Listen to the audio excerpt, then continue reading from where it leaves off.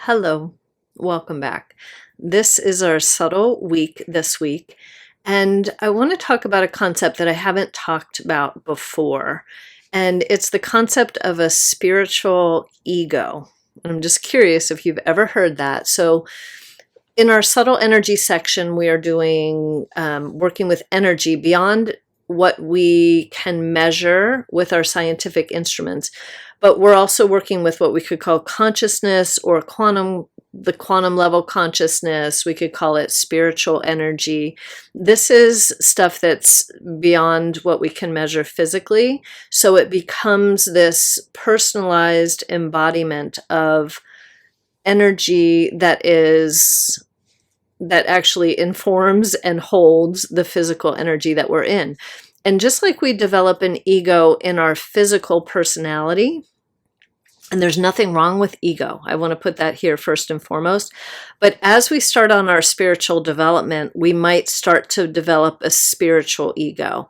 And it's hard to recognize that, but one of the ways that we can recognize it is if we start having this better than, less than, right? I'm doing the work, they're not doing the work type of thing, right? And I do have sometimes, and I just did this today, I do have sometimes where I'll use the word, and for some of us, just push this out if this is not good for you. But it's an easy way to distinguish things, right? I'll use the term muggles. And it's just for the non-magical beings, right?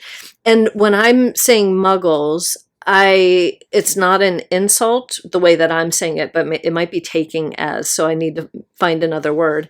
But it's those that aren't aware that they are magical beings, right? And there's a difference between those that aren't aware that they're magical beings and those, so-and-sos that aren't doing the work, where I'm doing the work and they're not doing the work, right? You can feel that as I say that, right? And there'll be levels of this. We'll all hit our own edge of spiritual ego as we move through. And there might be a better term that I come up with later, but this is just what I've heard as a term through spiritual teachings across the ages, right?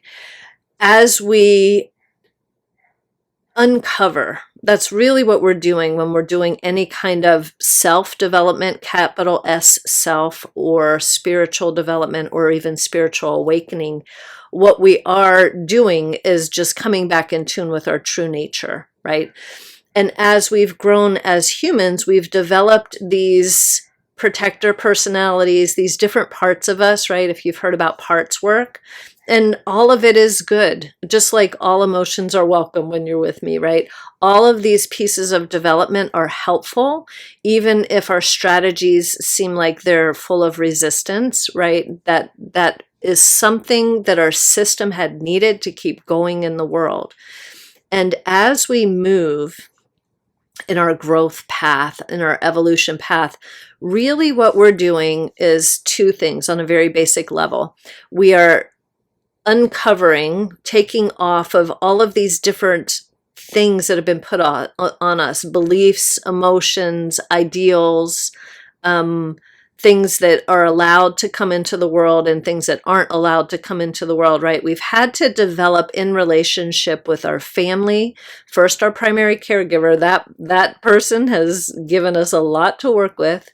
So what has been put on us of who we are and who we should be, and that's been stuff that's put on us. And then as that happened, we had to put our natural impulses, our natural likes, dislikes, ways of being. We had to put things that weren't welcome.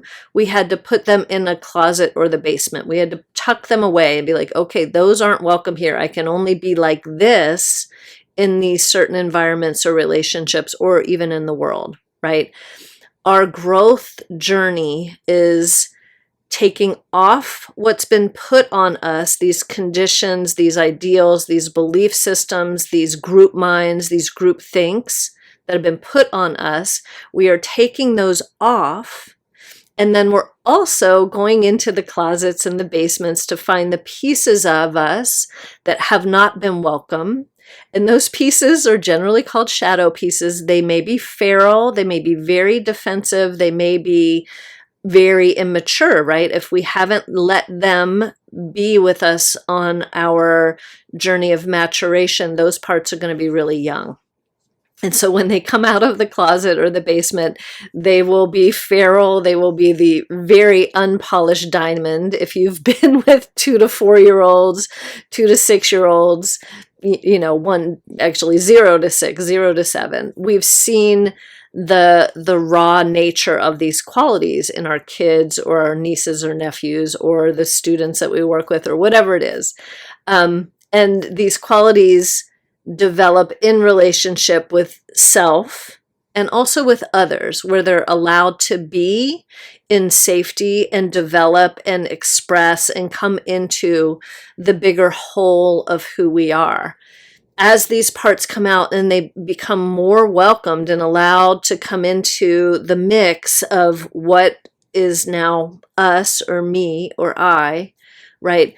There may be these parts that are younger that start to have a greater than, less than. They start to have a polarity existence, which makes a lot of sense because we're on a polarity existence planet. But as we reconnect to that deeper part of ourself, at some point there will be a more gentleness, a more humbleness that comes, but it may start out a little bit more rough-edged than that.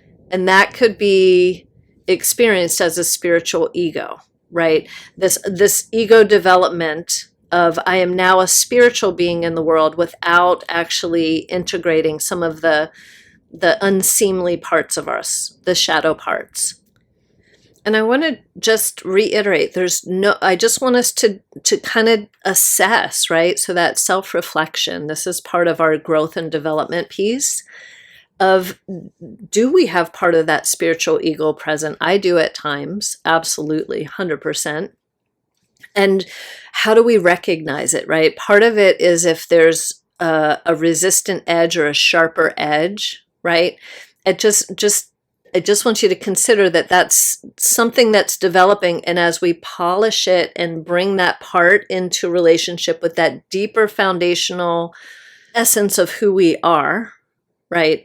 It won't be as sharp. It won't be as contrasty. It won't be as polarity natured, right? It won't be it may be intense, but it won't be in resistance to something, right? So as we are developing a relationship with this true self, this deeper self of who we are also expanding the concept of who we are through our experience of moving through time and space, which is soul. That's part of our soul and our psyche and who we are. And we're learning about love. And so there's no end to this. There's no end to this, especially in the existence of being human. But there's always expansion. But here we have the contraction with the expansion. And so as we're developing and uncovering this who we are also expanding and growing. So we're going to bump up against edges. And as we bump up against edges, are we in connection or are we in separation? Are we in love, which love can hold everything, or are we in something other than love, right? And so it's just something I'm going to invite us all to contemplate, myself included, as we move forward. 2026 is going to be a really interesting year, you all. So I want us to start playing with some of these concepts that might be a little bit more edgy, right?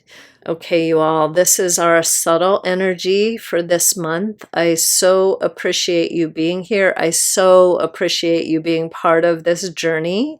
It's growing, it's evolving, it's expanding. So I will see you in the new year. Take good care. Get in touch if you have any questions, and I'll see you next week.